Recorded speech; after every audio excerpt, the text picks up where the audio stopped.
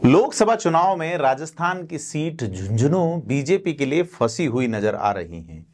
चूंकि इस इलाके में खास करके शेखावाटी का धुर इलाका, जहां पे झुंझुनू लोकसभा क्षेत्र 8 विधानसभाएं, इनमें से एक सीकर जिले की फतेहपुर है और 7 झुंझुनू जिले की। बीजेपी के फिलहाल सिर्फ 2 विधायक हैं यहां पे, खेतड़ी में और नवलगढ़ में। इसके अलावा सीटें कांग्रेस के कब्जे में हैं यहां पे। और भाजपा का जो पोस्टल बैलेट वाला मामला था, उसमें भी बताया था हमने कि झुंझुनू लोकसभा सीट पे सबसे ज्यादा कांग्रेस के पक्ष में संख्यात्मक मात्रा में वोट गए थे। बाकी तो 21 लोकसभा क्षेत्र ऐसे रहे थे जिसमें पोस्टल बैलेट में भाजपा हारी है। यहां कुछ समीकरण गड़बड़ हुए हैं भाजपा के लिए सीधे तौर पे, और कांग्रेस के लिए फायदे की चीज हुई है कि यहां पे बीजेपी का मूल वोट बैंक यानी कि राजपूत वोट बैंक अब खुले तौर पे समर्थन देने की स्थिति में बताया जा रहा है। और एक बड़े पैमाने पे नाराजगी, 2.25 लाख के आसपास ये वोटर बताया जा रहा है। 2 से 2.25 लाख के बीच की संख्या आंकी जा रही है। और अगर यह वोटर एक जिस तरह की गुजरात में वेव उठ रही है पुरुषोत्तम रूपाला वाले मामले में, और बाकी जगह टिकट काटे जाने को लेके जो वेव उभरी है, अगर झुंझुनू में ऐसा हुआ तो हार्डकोर जाट नेता माने जाने वाले ओला के पक्ष में कई चीजें जा सकती हैं। नमस्कार, मैं प्रदीप हूं और आप थिंक 360 देख रहे हैं।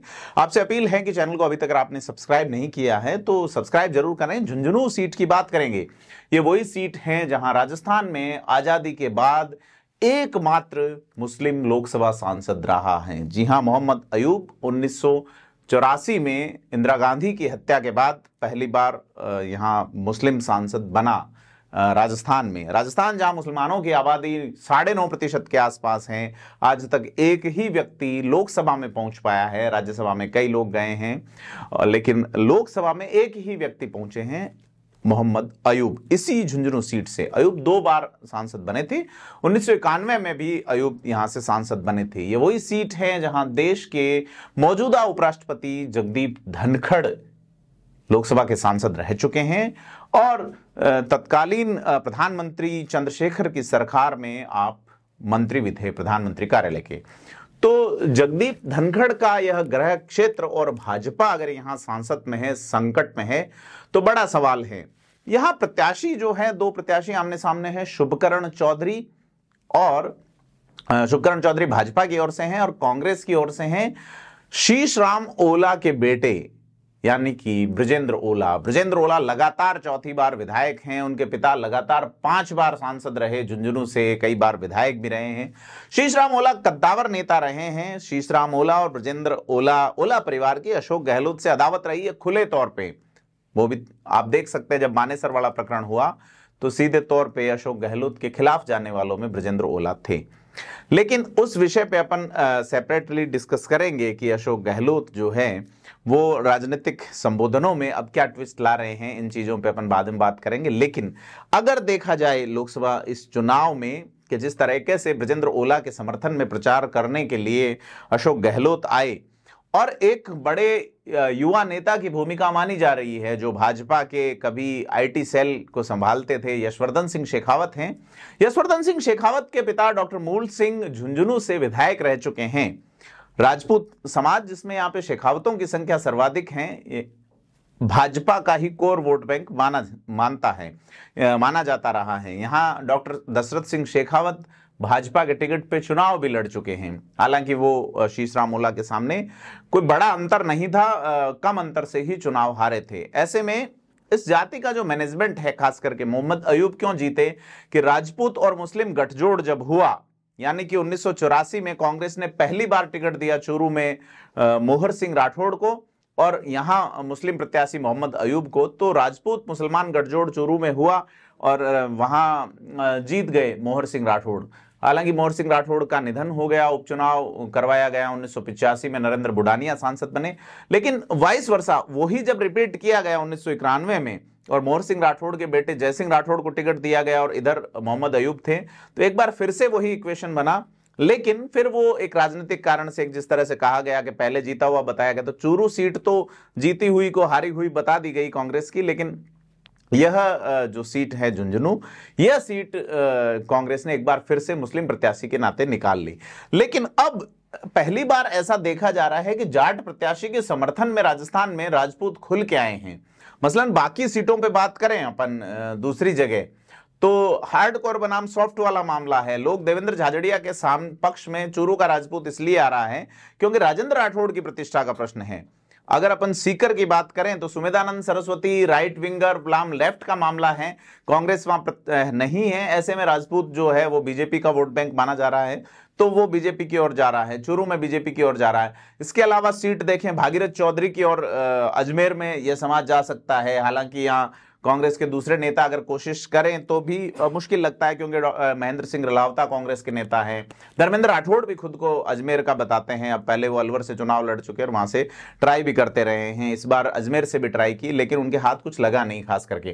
खैर, तो अगर देखें अपन इस सीट को, नागौर वाली को, तो यहां राजपूतों ने अपना एक प्रत्याशी जो है गजेंद्र सिंह रसीदपुरा, अब उनको कितने वोट आते हैं ये बात अलग है।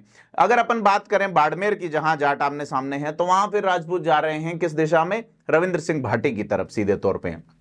बीजेपी कोशिश कर रही है मानवेंद्र सिंह को लाने की और तमाम चीजें, लेकिन झुंझुनू सीट जो है वो थोड़ी अलहदा और अलग नजर आ रही है कि आप अगर देखें कि राजपूत जो है वो कांग्रेस के समर्थन में जाट हार्डकोर छवि वाले जाट नेता की ओर क्यों जा रहे हैं।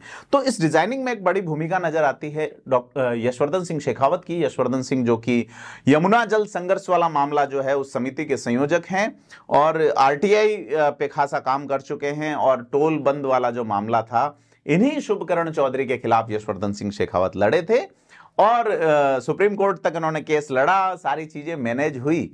हालांकि सुप्रीम कोर्ट में शुभकरण चौधरी की ओर से वकील कपिल सिब्बल पेश हुए और ये यशवर्धन सिंह शेखावत जो कि उस समय लॉ ग्रेजुएट नहीं थे, हमारा इस स्टूडियो में ही उनसे इंटरेक्शन हुआ था और बात हुई थी कि किस तरीके से वो केस उन्होंने जीता था।